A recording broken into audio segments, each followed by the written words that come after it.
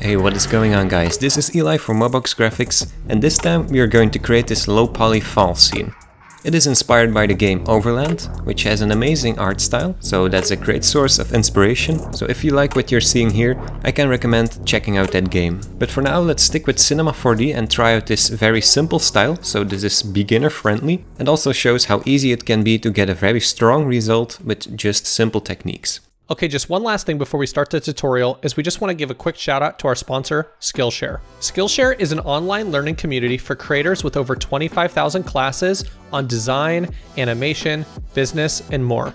Skillshare is the perfect place to learn from creators you already love, like this one from Jake in Motion. Whether you want to boost your creativity or career, Skillshare is the perfect place to keep you learning and thriving. Join the more than 7 million creators learning on Skillshare by following the link down in the description where you can get a free 2-month premium membership.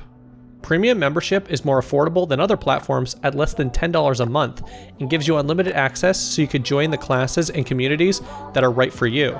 Big shout out and big thanks to Skillshare for making this video possible. Anyways, let's just get right into the tutorial. So in Cinema 4D, the first thing we can try is creating a cube object, which will be the floor. Let's make this a bit bigger on the sides. So 1000 centimeters by just 100 centimeters high, and let's make it square, like this. We're also going to enable the garage shading lines, so we can see the lines at the edges, and we're going to add more of these. So let's go with 5 on every side, except the middle one, which will be just 2. This gives us this kind of geometry. Now we're going to deform this a bit. Let's try this with the FFD deformer, which we can drag under the cube object, and we're going to click Fit to Parent. So that's exactly the size of the cube, but just to be safe, we're also going to scale this up just a tiny bit so it is bigger than the cube, because we will have multiple deformations on the cube, and we also want the FFD deformer to see the other deformations when things get out of bounds of the purple lines. So with this setup like this, we can go back to the FFD settings. Let's set the grid points to something like 4 on every side. That should do. And now to make the adjustments, we can go inside of the point mode, and let's also go to the rectangle selection tool, so it is easier to select a group of points like this. And now we can just manipulate the position of these points to adjust the landscape. So for example, we want to select all these and lower these, so the landscape is going down on this side. Maybe we want it to go up on this side, like so. And let's also make it a bit less straight on this side. So something like that. If you don't like the purple lines showing up when you're done, you can also hide these with double clicking this dot so it turns red. So that hides it in the viewport. Now we want this to be a bit rougher because now it's still very smooth. So let's create a second deformer, which will be the displacer. Drag it under the cube object and also under the FFD deformer, but still a child of the cube object. And we're going in the shading tab, and let's add a noise shader. Let's change the type to cell noise. That's a lot of squares, which also helps with the low poly look, so it isn't as smooth anymore. And we're also going to increase the contrast of this maybe, so let's scroll down and increase this to something like 70% for example. And we're also going back to the object tab in here, and let's make this just a bit bigger, so 15 centimeters. That makes it a bit more rough on the sides as well. Okay, so that's the basic landscape for now. You can adjust this to your liking, it's just what I had going. So now we can go ahead and create some props for this landscape. So let's start off with a tree maybe. This is also quite simple. We can start with a cylinder object, and we're going to set the rotation segments to just 5 of these. So that makes it very rough on the edges. Like you could see, it was smooth and now it is rough. We're also going to decrease the radius of this to something like just maybe 10 centimeters. It doesn't have to be that thick because the trees are quite small. Let's raise this up a bit and also make this longer with the yellow handles. Okay, so when that is done, you can press C on the keyboard, and now we want to select the top polygons. So we can do that with the live selection tool maybe, like this. And now if you try to move these, you can see it is not connected with the rest of the cylinder. So let's go and undo that. And we're going in the point mode and select all of the points, which you can do by pressing Command or Control and A. So that selects everything. And now let's right click and optimize. Now if we go back in the polygon mode, they should be connected. Okay, so that's good. So we have these top ones selected. And let's scale these down just a bit so it is smaller at the top than at the bottom of the roots. Now if we want to branch off on the tree, I think it is the easiest to make a split object of this. So with these top polygons selected, we can right click and split these off. So you have to go down in the menu and click on split. This creates two objects. So one with the polygons still selected and all the other ones being available as well. And also one below it with just these polygons. So let's just continue with the full tree, and I'm going to branch off in a direction by holding Command or Control on the keyboard again and just moving it somewhere where you want it to. Like this. And back to this, and maybe also scale it down so it is pointy towards the end. Now I'm going back to the other object. So we just have these polygons. Let's select these. And we can do the same thing. So that's quite easy to use. And actually, before I do this, I can do it a second time. So let's split this one as well. Like that. And have these selected as well. Like this. So that's a simple way to create a tree. You can also select the points at the very bottom, which you can't see, but I can select through the floor. And I'm going to scale these up just a bit, so we have a bit more thickness at the bottom. Okay, so that's the basic stuff for a tree. We're going to group this together already, so things stay clean. And now we have to add leaves. You could do this in many ways, but to stick with the style of Overland, which is quite simple, we're just going to create a polygon object. Let's raise this up so we can see the scale of this. So maybe we want this to be something like 15 centimeters, just a small square. Let's make this editable so we can select this point or anyone at every side. And we're just going to move this one to the left a bit. So that gives us a very simple leaf shape. Yeah, very simple. So we want many of these now. That's easy to do with a cloner object. So let's go to MoGraph, Cloner, and drag the polygon inside of it. Inside of here we are going to set the mode to grid array. Let's go with 3 by 2 by 3, so that's 3 on every side except in the height. So that gives us this grid. Now they're very spread out, so let's just go with 15 centimeters in steps. So make sure that still is the same. That gives us something like this, which is not okay, but we're going to add a random effector on this. So let's go to MoGraph effector and add the random effector. Make sure you had the cloner selected while doing this. If you hadn't, you have to go to cloner and make sure the effector is inside of here by dragging it inside of there. So let's go to the random effector, its settings. The defaults on the positions is just fine actually. We don't need the scaling on this. You could if you want to, but we're going to add a bit of rotation on this. So something like 30 degrees on every side can do. So that's a bunch of leaves, and you're just going to randomly place them close to the branches. You can also rotate these cloners to make it a bit more different. Okay, maybe it's also a good idea to place the materials on here already before we create multiple trees like this. So let's go ahead and create this down here by double clicking in this field. And we're going to start with the color for the tree. We don't want the reflectance channel being enabled, we just want flat colors. So let's go in the color channel, and for the tree it will be a very dark brown. So that's simple. Let's drag this on everything that has the tree on there. So all the cylinders in this group get this material. Let's also group the leaves together, which makes it a bit easier. And we're going to create a new material for that as well. Also the reflectance can go, and this one will be a bright orange. It's very bright, you wouldn't think it matches, but it does. Okay, so I'm going to group this once more as a full tree. And I'm going to move this to this side. And now before making multiple copies of this, I'm also going to add some bushes at the bottom of this. So that's a totally different technique. So let's go in a different view, which we can do by clicking this button at the corner here. And let's go to the front view, for example. We're going to draw manual lines. So let's go with this pen tool, and just anywhere you can start drawing. And we're going to make something that represents a flat bush. So you can follow along or try your own thing. It doesn't matter how big it is, just make sure it is closed on this side by clicking again on the first point. Now with these lines, we want this to turn into a solid shape, which we can easily do with the loft object. So let's create that and drag the spline inside of there. And now we can go back to the 3D mode and see how it looks. You can ignore the lines right here, it doesn't matter. But we're just going to scale this down a bit because it is a bit too big. Let's place it close to the tree so we can see how big it actually is. And I'm also going to create a material for this before making multiple copies. So let's disable the reflectance. And for the color we can go with an orangey dark brown again. Let's also add a gradient on top of this. But we're going to set the mix mode to multiply. So it goes from black to this darker color. And inside of here we're also going to change the type to 2D vertical. Let's try and drag this on this object so we can see how it looks.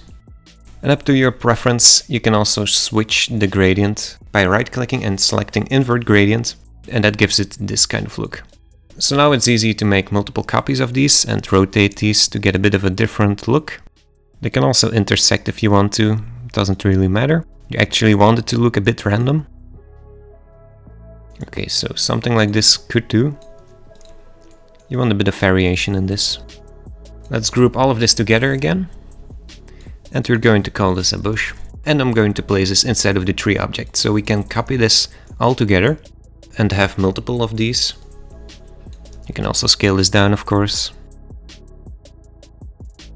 So I'm just going to stick with something like this for now. So now let's go ahead and add some more details on this. For example, we can add some abstract grass on this, which we can do with a simple sphere object actually. Let's raise this up so we can see it. And I'm going to make this editable straight away by pressing C. Let's go to the scale tool and just stretch this upwards. And I'm also going to scale this down on its own, because it's very big right now. I think something like this is okay. So let's make a copy to the side and rotate it. So when you have multiple of these, you can just group these together and call it grass. I'm going to make a cloner object again and drag these inside of there. And we want to clone these on the surface of this cube floor. But right now we have the full cube, so it would also clone on the sides. That means that we need some kind of thin surface of just the top. So let's make a copy of the original cube, like this. And I'm going to make sure I have everything selected inside of it. Right click and pick Connect Object and delete. Now we can go ahead and select everything at the top, so just these top polygons. Let's invert the selection by pressing U and I on the keyboard. You should see everything else is yellow now. And just press delete to get rid of it. We're also going to hide this object because we don't want to see it. We just want the geometry for the cloner. So back in the cloner we can go in the object tab and set the mode to object. And now we can drag the surface in the object field. You can also see the grass is laying down right now, which we don't want. We can easily fix that by just disabling Align Clone. So that makes it point up always, even at the steeper angles. But right now it is a bit too simple. It's all facing the same direction. So let's go ahead and create a new random effector for this one as well. Let's go to the parameters. We don't need anything with the positioning because it's already random in the position. But we can enable the scaling and make this a uniform scale, so it doesn't stretch in any direction, but it's just scaling on the whole thing. Let's make this just a scaling of 0.2, so that's a very small scaling. Let's also enable the rotation maybe, something like just 40 degrees on the H value. Okay, let's also create a material for this grass, which is kind of different. We can disable the reflectance again. And we're going to make this quite dark actually. But we're also going to add some transparency to this. So let's enable that. And we're going to set this to something like maybe 75%. And you can drag this on the group of grass or the cloner. So let's see. That gives us a softer look, but with the lighting it will be totally different. Also for these bushes I think I will rotate the gradient. So let's invert it again. Like this. Okay, so it's still very simple without the lighting, but let's keep that for the next step. First, we're going to add more details, which can be pebbles, for example. We can do that with a platonic object.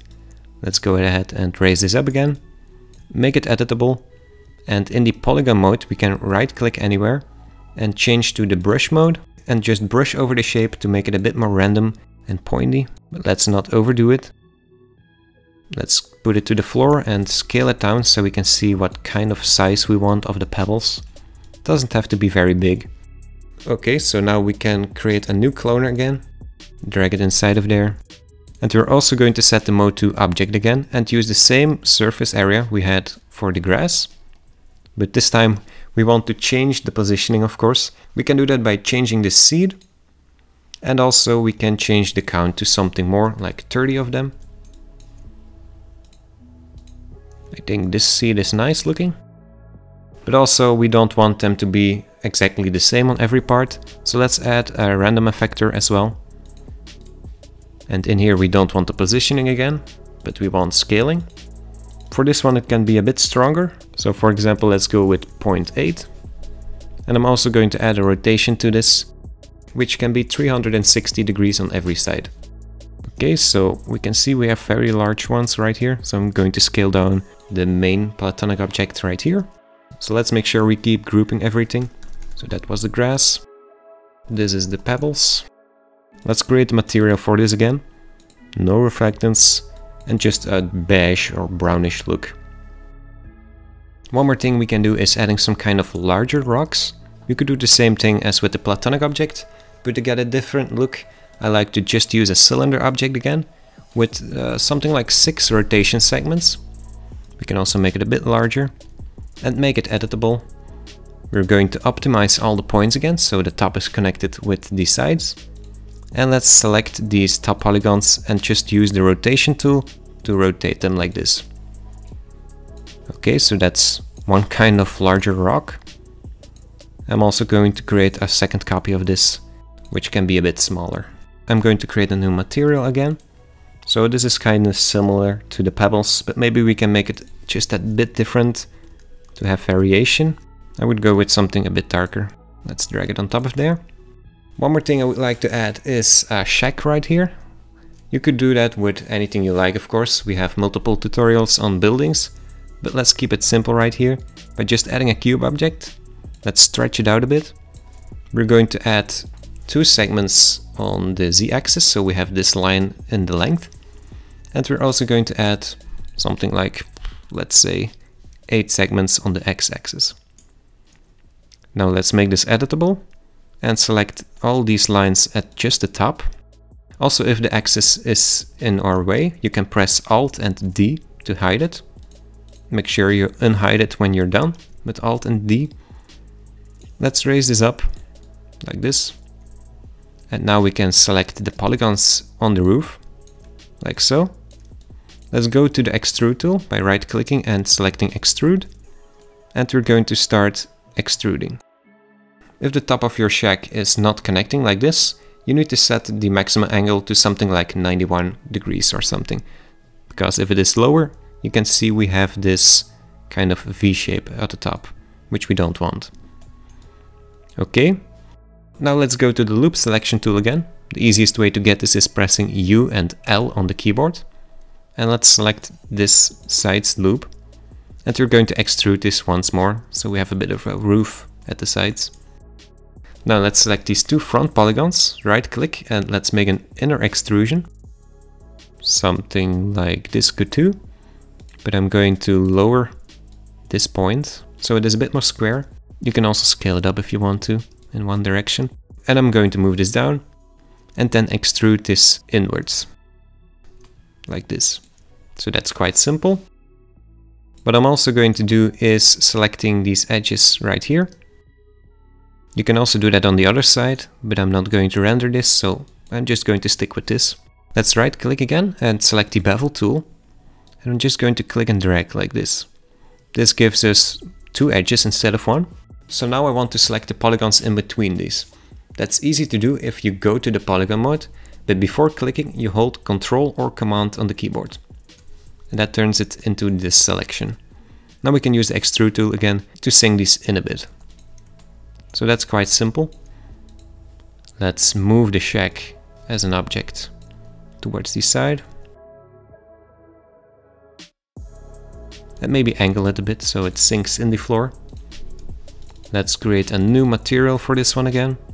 No reflectance. This can be a dirty greenish color. I'm also going to add some kind of noise on top of this, which can also be from a dark brown color to that greenish color. Let's also make the mix strength a bit lower, of course, so we can see the original color below it. So now one material we are missing is the floor one. This one is a bit more complicated. So let's disable the reflectance again. For the color, we are going to add multiple layers, so we don't need to set the base color. We just create a texture. In here, make sure you select the layer, and let's go in there by clicking the thumbnail. The first shader we are going to add to this is a gradient. So let's add gradient, go inside of there, and we're going to set this to 2D circular. We're going to play with the brownish colors again. So that's a brighter color. Let's go to something darker. So still quite bright, but you shouldn't mind. Let's go outside of this shader with this button, and we're going to copy this. So right click on there, copy shader, and just right click again and paste shader. So that gives us this duplicate inside of the layer hierarchy. We're going inside of this again and change this to 2D vertical, like that. You can play with the opacity of this, so it kind of mixes together.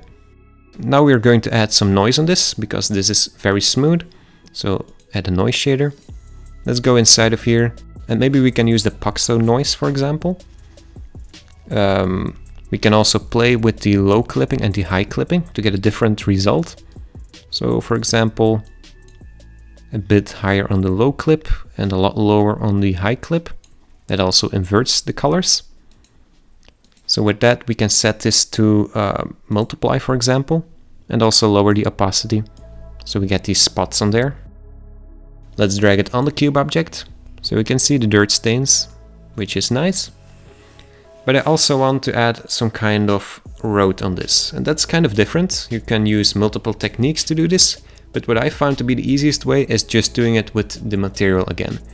But we're going to create a second one for this. So let's go inside of that, disable the reflectance again. For this one we can use the color, like this, so even brighter actually, but softer also. Let's also add a noise on this. Maybe something like Luca can work, which is a rougher noise. We're going to increase the contrast so it is stronger. Let's go outside of here, and also lower the mix strength again so it isn't as obvious. Something like 5% will probably do. Also, we don't want this to be applied on the full cube, so if we drag this, it is overriding it. But we can add an alpha channel to this, so it only shows on certain parts. So we're going to add a gradient texture on this, which can remain the 2D hue. We are going to start with black, go to white. Somewhere at the middle, we're going to change this to a darker gray, but not fully black. Back to white, and end with black again. Also try to space these a bit more evenly if they aren't. So like that. Okay. We're also going to set the projection mode from UVW mapping to just flat, which is easier. So now you can see it is also not as stretched, but it is repeating itself, so we don't want this to tile, so disable that. That gives us this 2 lines of a road, which is kind of the right size already, but we don't need it to go at the sides here. So with the object selected and the material selected, we can go in this texture mode and you can move it around. So let's also rotate it maybe. And I'm going to raise this until it stops showing at this side here at the bottom. Something like that. So that's a nice road. One more thing you could add on this is a car, for example. I'm not going to show you how to create this in this tutorial because that's a whole thing on its own, but you can check out my personal channel for that tutorial. We will link it in the description or put the information button at the top. But let's just copy this car, which you can create with my tutorial, and paste it in this scene. We're going to scale this, of course, so it is a bit of in proportion. I'm going to change the color of the blue because it doesn't really fit the theme, so let's go with something more dark. What we can also do is adding some lights on this car. I'm going to do this as a first thing because it's a bit more complicated, and then we can finish off with the whole lighting of the whole scene. So let's create a spotlight, and we're going to change the type to a parallel spot. Let's rotate this so it points towards the front, like so. We can also scale this down, it doesn't need to be that huge. And we're going to try to line this up with the headlights of the car. In here, let's go to the settings. For example, we want this to be a kind of orange color. We're also going to make this visible light by making it an inverse volumetric light. And let's also go to the visibility tab, and we're going to set the inner distance so it reaches the ground. You can see that with this line right here. Let's make a duplicate to the other side. Okay, so now the scene looks very dark. So we're going to add the main light, which will be an infinite light. Let's go to the general tab again. It doesn't have to be that strong, so maybe something like 70% is just fine. Let's also change the color to something more in the yellow spectrum. We're going to add a hard shadow to this, or you could use any shadow if you want to. And we're going to rotate this light to define where the sun is coming from. So right now it is pointing from the front to the back of the scene. You can see that with this yellow dot right here. So I'm going to rotate it so it looks towards the left side. And let's also angle it down just a bit. So maybe something like 30 or 40 degrees on this axis. It's something you can experiment with. I'm going to enable my interactive render region so you can see the changes while I'm working on it. So now it's still very dark, especially with no background. So maybe we can add a background already. So background object, and create a material for this. It doesn't matter if it has reflectance because it doesn't show, but let's disable it anyway. And we're going to set up a gradient for this, which will be 2D circular. Let's stay with the brownish colors again. Let's go to something darker at the sides. But I don't want it to go all the way to the edges, because you can see it doesn't really show the dark color at the top and the sides. So let's open the more specific values of the gradient by pressing this triangle. And I'm going to move this knot to something close to 65% at the knot position. Let's drag it on the background to make it show. And there we go. So right now it is still looking a bit dark on the sides and a bit bland. So let's add more lights. But first we can also add some kind of environment that helps with some shadows. We're going to make this dark brown again, actually. And make this something like 30% in strength. It doesn't make that much of a difference, but it is a nice thing to play with. We're also going to add an omni light, so that's just the default one. Let's raise this up quite a lot, so above the trees even. Let's make this dark brown again, which will mostly affect the shadows.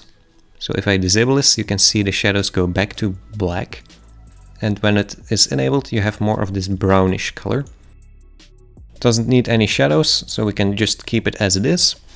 But I'm also going to create a second omni light and keep it somewhere closer to the middle of the scene. It's way too bright right now. So let's go and make this a different color first of all. So let's go with something more yellow and warm. And I'm going to make this just 50% or something. Another thing we can do is going in the render settings and adding the ambient occlusion effect. That also helps with some shading. But right now we still have this very dark side right here. So I'm going to add one more omni light and just place it at the front lower side. So make sure it's below the landscape, because we don't need any more light at the top. Otherwise it gets a bit too much. And I'm going to change the colors again to stay in the theme. And let's just make this 40% in strength. Okay, so the last thing we can do is adding the camera object. Let's look through it. And I'm going to make this a zoom camera so we can get this miniature effect again. Of course, you can keep playing with the infinite light. So I think the more you angle it, the more interesting looks you get. Of course, right now it is not perfect. It's actually quite difficult to get the exact results in terms of colors and contrast you want in Cinema 4D. So what I recommend is just making a full render of this image. And then you can modify it in Photoshop, for example, or you can go in the filter tab right here and enable the filter and play with some of these values.